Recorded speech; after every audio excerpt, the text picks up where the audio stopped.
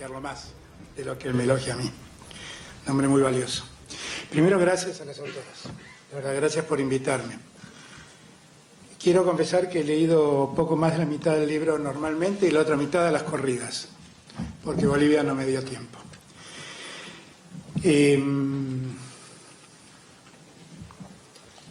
Es una buena reflexión poder hablar de elecciones, política y democracia en este tiempo de América Latina, en un día aciago, definitivamente.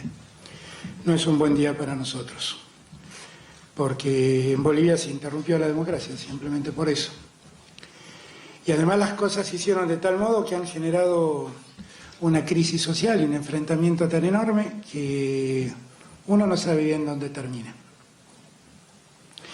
Gracias a Dios existe la solidaridad de presidentes y de pueblos latinoamericanos que fueron en socorro del agredido, que se llama Evo Morales. Y en eso quiero hacer una primera reflexión, porque no he hablado hasta aquí.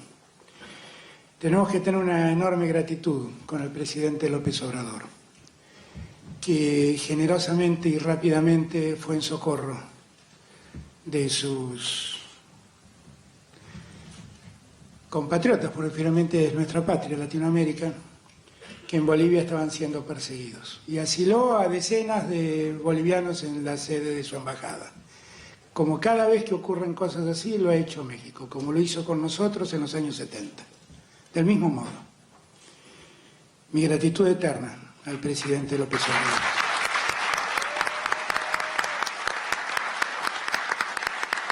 Hay otros hombres que de modo más silencioso también ayudaron. Mi gratitud al presidente de Perú, al presidente Vizcarra, porque él habilitó el espacio aéreo peruano para que puedan llegar un avión de México para buscarlo a Evo. Y se movió diplomáticamente para tratar de facilitar la llegada de ese avión a buscarlo a Evo, que todavía estamos esperando que llegue, pero que espero que llegue pronto. Gracias al presidente Vizcarra de Perú. Perú es otro país que muchas veces abrió la puerta a los necesitados y perseguidos de América Latina. Mi gratitud al presidente Abdo de Paraguay, que anoche lo llamé, preocupado por la situación, e inmediatamente, con gran generosidad, me dijo que las puertas del Paraguay estaban abiertas para Evo Morales, para asilarlo y darle tranquilidad. No hizo falta eso porque México ya nos había dado la ayuda, pero mi gratitud al presidente Abdo. Es una muy mala jornada realmente, no es un lindo día para los que queremos que la democracia se afiance entre nosotros. No hay ningún ejército que haya liberado un pueblo.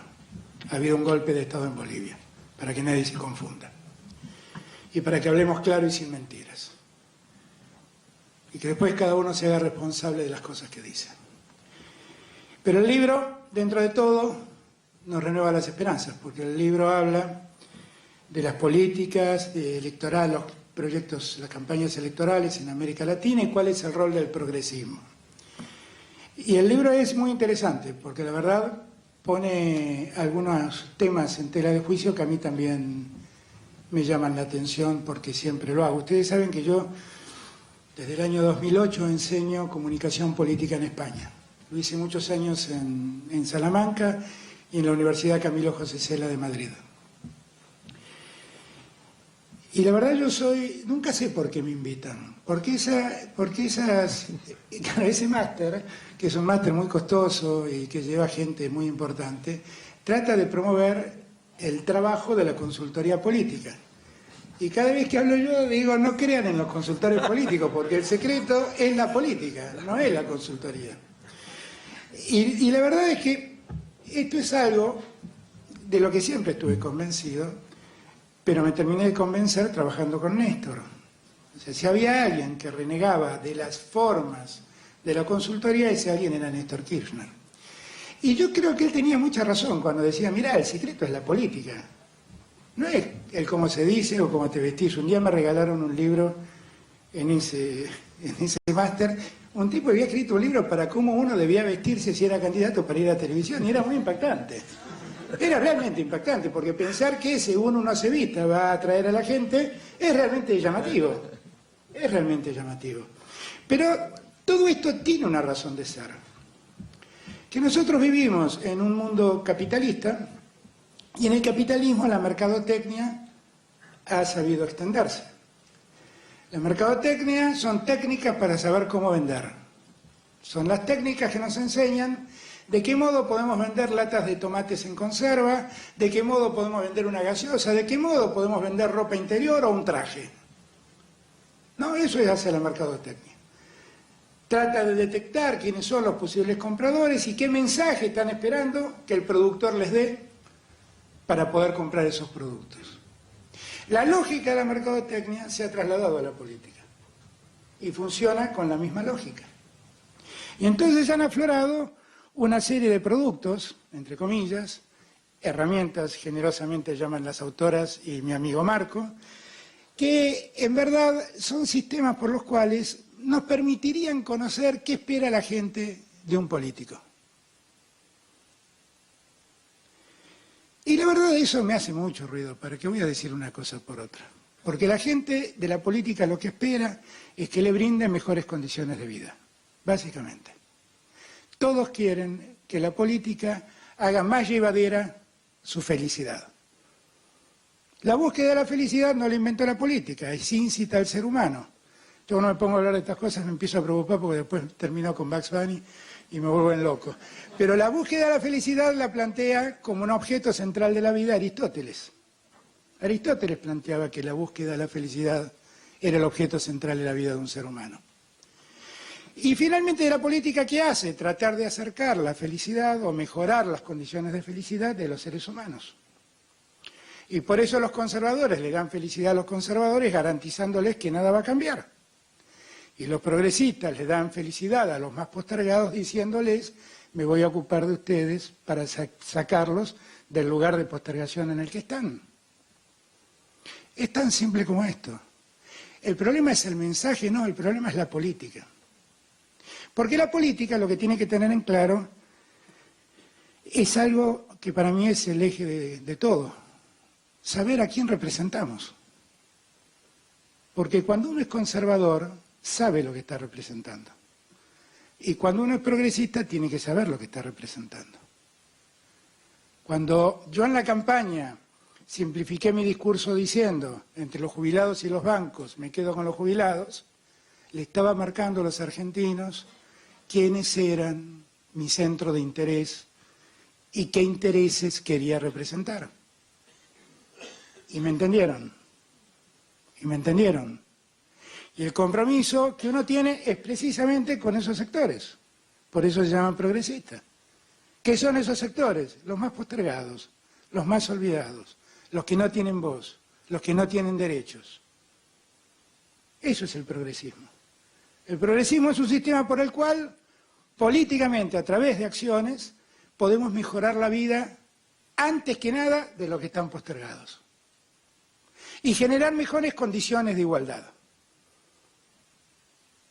Entonces, a mí me parece que ese debería ser el primer punto de debate del progresismo. ¿Por qué lo digo? Porque he visto en los últimos años muchas veces que el progresismo tendía a generar campañas que lo mostraran más cercano a los conservadores. No tan progresistas tampoco. Que parecieran una suerte de progresismo atemperado, un progresismo light, un progresismo líquido, como diría Bauman, un progresismo que no parezca tan progresista para que nadie se asuste. Pero eso lo hacen en sociedades donde la desigualdad es muy profunda. Nosotros somos progresistas, pero antes somos peronistas, y es algo difícil de explicar. Eso es algo difícil de explicar a los que no son argentinos. Pero los peronistas somos algo así como progresistas desvergonzados.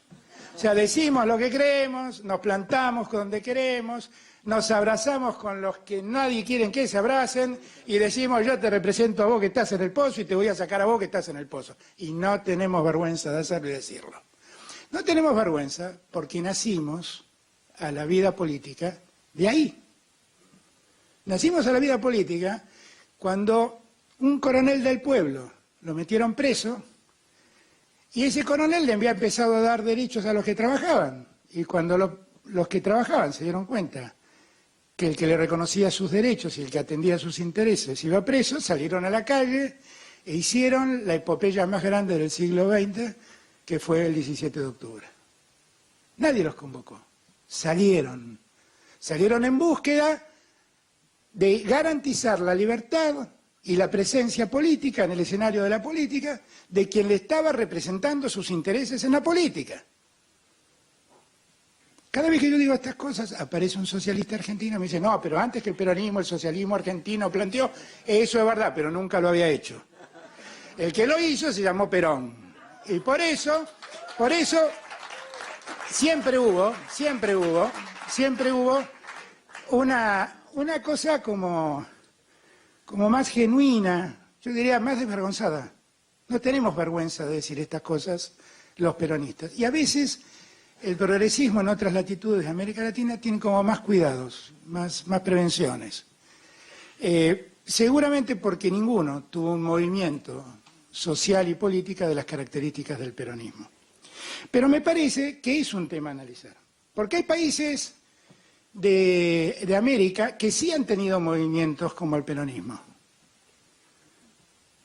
Por ejemplo, México con el PRI, y en lo que degeneró el PRI.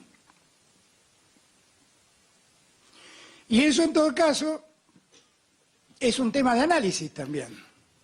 El Partido de la Revolución terminó siendo el partido neoliberal por excelencia de México. Entonces, yo siento que el primer punto es entender que el progresismo, como cualquier actor de la política, tiene que tener muy en claro qué intereses representa. Esto lo hemos hablado desde hace décadas, diría, con Cristina. Me echan la culpa a los medios, que yo fui el autor de haberle regalado a Cristina un libro que se llama En torno a lo político de Chantal Mouffe.